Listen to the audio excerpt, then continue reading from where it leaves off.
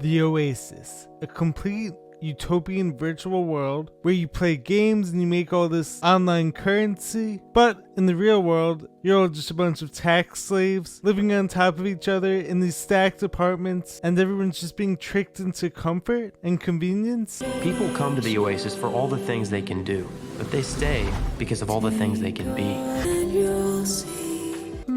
What does this sound like? Well guys, we're back with another episode of Hard Truths. Hard Truths episode 12, we're going to be talking about the predictive programming in the movie Ready Player One, which happens to be one of my all-time favorite movies. But there's a lot of predictive programming in there, as there are in many of my favorite movies, as I've spoken about on here in the past. So, can you guys handle the truth? I want the truth! The truth? You want the truth? I want the truth! You can't handle the truth! Let's get to the truth about Wade Watts, the Oasis, and this whole concept of a virtual reality. Let's get to it now.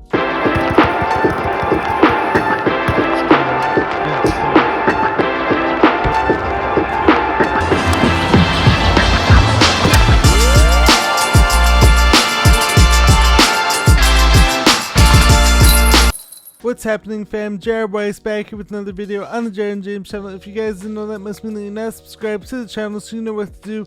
Hit that subscribe button, be sure to leave a like, drop a comment, let me know what you guys think of this video. Follow me on every platform I post regularly everywhere. Check me out wherever you guys listen to content, I'm there. So as you guys know by now, we're going to be talking about the predictive programming in the movie Ready Player One, and there's a lot of it. I love this movie. Came out in 2018, and a lot that's followed has been eerily similar. Let's start this deep dive now. Just a quick summary is about this kid, Wade Watts, and this virtual reality world known as the Oasis, which was created by this guy Halliday. James Halliday saw the future, and then he built it. He gave us a place to go. Who was trying to escape the hardship that was in the real world, and so we wanted to create this virtual world where everyone could be happy and live in peace. But what ends up happening is that these corrupt evil people end up using the Oasis for their own agendas, which aren't in harmony with the rest of humanity, and this ends up leading to detention centers being created. This ends up leading to mass desire for control, and Halliday actually creates this game where everyone plays, where everyone's virtual character plays right before he dies, and the winner gets control of the Oasis. Halliday made sure the Oasis was littered with enough randomly powerful stuff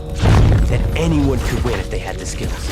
Everyone starts the same, but the more coin you make, the more you level up. But this game is very hard until Wade Watts starts to figure some of the stuff out, but then he encounters Nolan Sorrento, who's this evil, corrupt billionaire, but then he ends up finding his friends. He ends up garnering the support of basically everyone else who's playing the game. Citizens of the Oasis, I'm here talking to all of you now because our future's being threatened.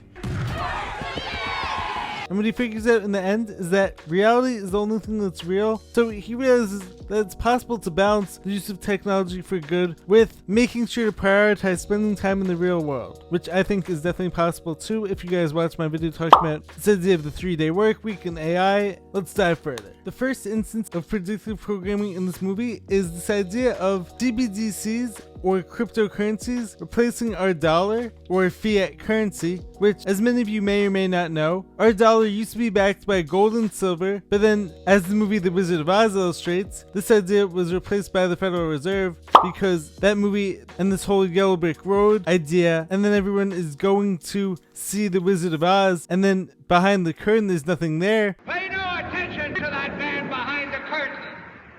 The great Oz has spoken. I am the great and powerful Wizard of Oz. No other wizard except me. This idea is actually illustrating the whole concept of nothing is backing the dollar anymore. It's just the Federal Reserve.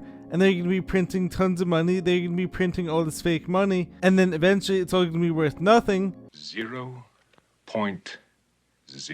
Which is where cryptocurrencies come in next, right after that, which is what's happening these days. They're trying to push us more into the digital world and the digital dollar as opposed to having anything that's actually backing the currency. And these days you see all this inflation going on, which is eventually going to crumble the whole economy, I believe. I mean, I obviously hope it doesn't, but like the banks and all this money are eventually going to collapse as far as I see it. But in the movie Ready Player One, you see everyone is owning all this virtual money. If you get killed, your avatar can come back to life, but lose all your stuff.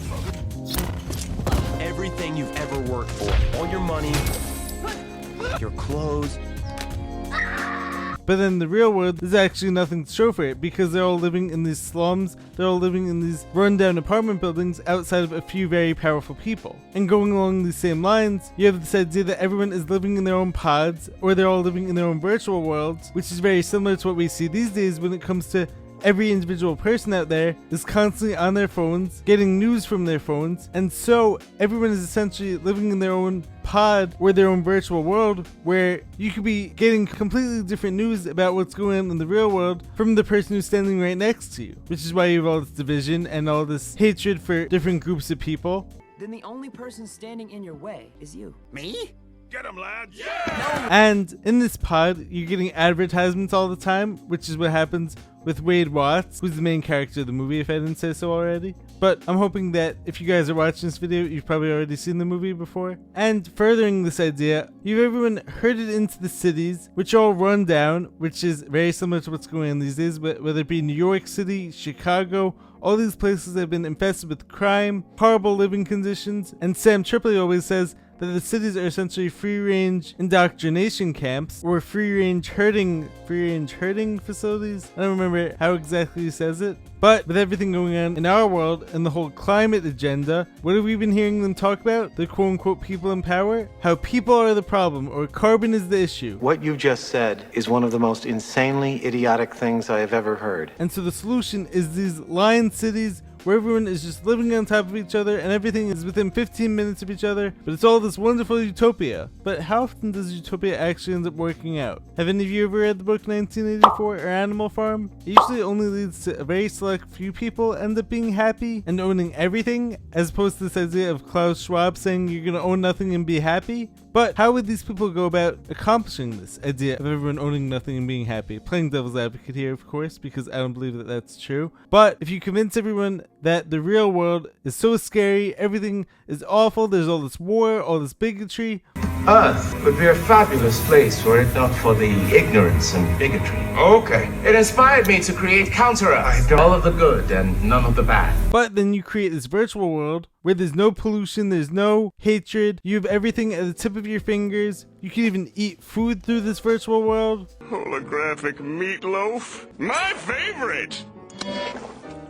So you end up with this miserable real world, but then the virtual world is seemingly a utopia, which is very much like the Oasis in the movie, Ready Player One. Next up, we have the obvious in here, which is that the Oasis is of course very similar to the metaverse idea. You have this massive virtual world where you can actually own property, you could own things that you wouldn't be able to own in the real world, because in the real world you're tax slaves and you don't have enough money or enough resources to own these things, because in the real world you're just leasing property from someone. And it's the same thing when it comes to our natural resources, because we've been convinced that we live in this world of scarcity and that all of our resources are going to run out. But what ends up happening? The people in power end up placing massive taxes on these resources that don't ever end up running out, but a lot of people fall for this trap and we don't end up owning anything, in spite of the fact that all these things shouldn't be owned by anyone because God created this world for all of us. But the whole education system tries to get us away from this idea of God and wants us to think that this world just happened to come about by this big bang, which is complete nonsense, and that everyone just landed here by accident. Why do you think that Truman has never come close to discovering the true nature of his world? We accept the reality of the world with which we're presented.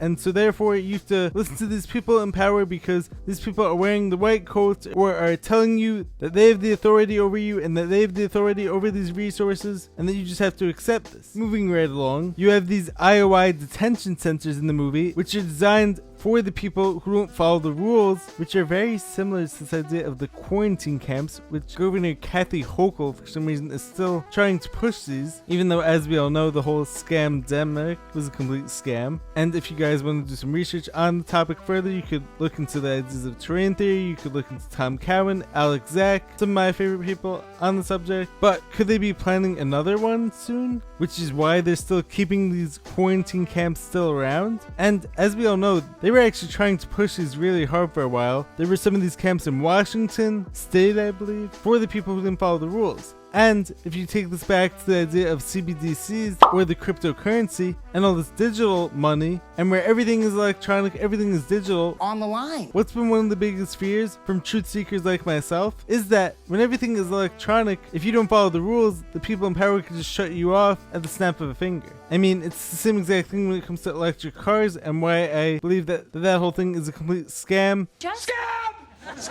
But they want to convince you that driving these is safer for the environment, even though if you guys actually do any research on the topic, you'll find that these massive lithium batteries, which actually rely on the same type of fuel that these people are demonizing in order to produce them, and you have all these third world countries where you have child slave labor producing them. Put your kids to work day. But one of the biggest fears behind this is that, aside from the fact of the non-native EMF radiation, which everyone's going to be sitting on when they're driving one of these cars, but one of the biggest fears is that there's a switch in every one of these electric cars, and the people in power can turn that switch off if you're not following the rules, if you don't get a certain thing in your arm, if you don't wear a certain thing around your face. And this whole digital world and the passports for that thing could have been preparing us for this totalitarian rule where the people who don't follow the rules go to these detention centers and where they have to work for these corrupt companies and organizations, which many people are doing anyways. And then taking that one step further, what if these people can just shut off your bank account right away? What if you're not following enough of the ESG rules, and then these people want to stop you from being able to earn a living? What if you're speaking out against the government, and then these people have the power and the ability to just shut you off until you follow enough of the rules? We have rules. Or can they start making you have to ration off groceries? Let's just say you didn't get enough of these things in your arm. Can these people then say to you that you're only allowed this many groceries this week? Or if you're not following enough of the environmental criteria and scores for that week, is it possible that maybe you won't be allowed to participate in the rest of society? Lunch has been cancelled today due to lack of hustle. Deal with it.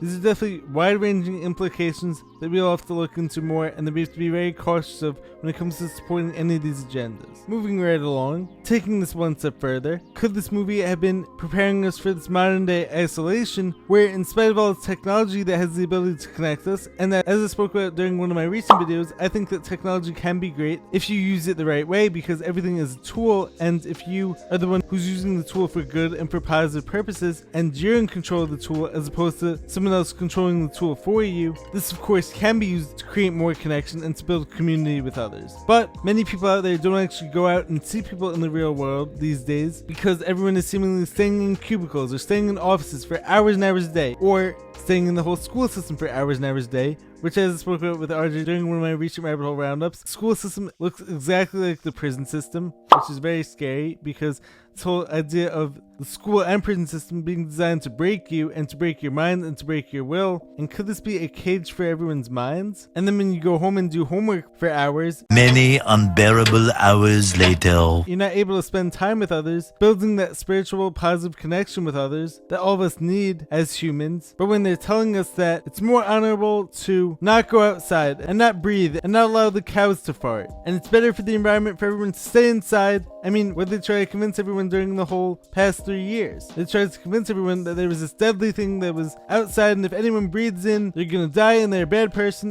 You're gonna die, clown! If they don't follow all these rules. And so you're a good person who's doing good for the world if you stay inside. How do you live with yourself? It's not easy. And a lot of people got comfortable with this. A lot of people got comfortable with staying indoors, watching Netflix, not getting that sunlight outside, because they'll try to convince you that the sun is dangerous. They try to convince you that the water is dangerous. If you guys have ever looked into the whole Jaws effect, I mean, what does every movie program you with? This idea of people drowning in the water. I'm drowning! I'm drowning! So then the beaches become too scary to go to. You're then afraid of everyone outside getting you sick if you fall for the whole germ theory idea. So then with all this programming that you have from these movies and from pop culture and from the mainstream media and the government during the whole pandemic, during the whole past 3 years of the whole health issues, and this isn't me saying that people didn't get sick or that people don't get sick. This is just me saying that the causes of those things are different from what we're being told. It's due to all the poison, all the toxins that are out there, and all the various forms.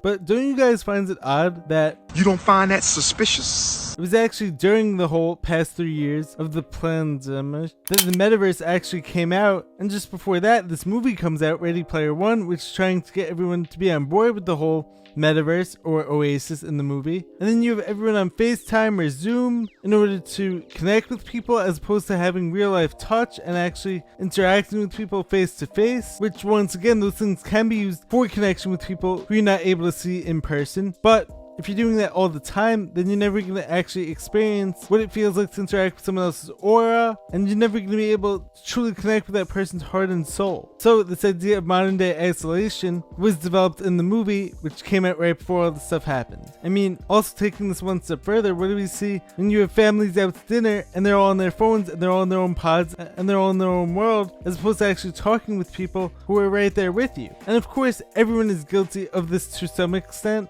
but we definitely need to reverse some of this trend and get back to having time away from technology and having time to connect with nature and to connect with real people. Because as Holiday says in that movie, reality is the only thing that's real. Next up, you have this crossover effect of everything, similar to Fortnite, with how Fortnite is now hosting events such as concerts that most people wouldn't think of when it comes to a video game. And the Oasis in that movie is hosting everything, every event. It's basically become the everything app, which is what we see with WeChat in China. And as many of us have heard, could Elon Musk be trying to make Twitter the new WeChat?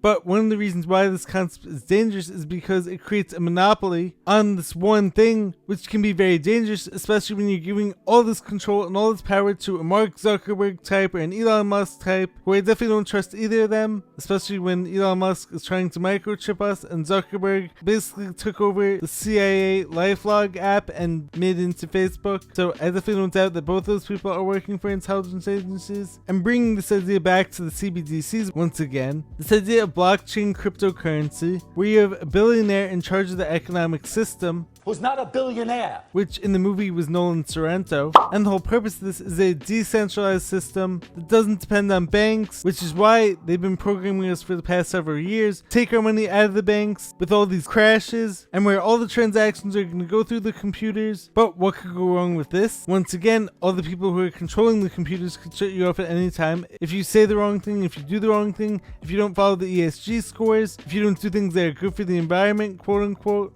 even though these are the same people who are flying private jets out to Martha's Vineyard, or who own property on Martha's Vineyard, or who are flying private jets to all these world conferences where these people are going to meet and gather to tell you how you're living your life wrong and how you're messing up the environment and how you're going to destroy the planet. Sir, I'm afraid you've gone mad with power. I mean, what do we see happen in the movie? When you have this guy Nolan Sorrento who controls all these IOI camps and has the power to mess with anyone's lives because he has the resources and the wealth to do so. He ends up putting his friend Samantha in one of these IOI camps, but she ends up escaping. But then also her whole story is that her dad was actually in tons of debt from taxes because the whole outer world was so messed up and the conditions were so bad that they then put him in one of these IOI detention camps or concentration camps, and then he ends up working in these inhumane conditions and he ends up dying. My dad died in a loyalty center. He borrowed gear. He built up debt. He moved in with the promise of working it out, but he never did. IOI just raised his living expenses. Then he got sick and he couldn't afford to get out, and then he died. So all this stuff actually has like real world consequences. They may try to convince you that this fake virtual world is safe and that these people created this to take you out of this horrible real world where there's all this war and debt and slavery and bigotry, even though these people are the ones who create the problems because they're trying to push you more towards this virtual world where these people have complete control over that world. And that's also why they want you in the cities where you're surrounded by 5G and you're all bathing in these toxins and you're not getting outside more. It's all pushing you closer and closer to the concepts that are actually outlined in this movie, of the lined cities, of the stacked apartments, of everyone staying indoors.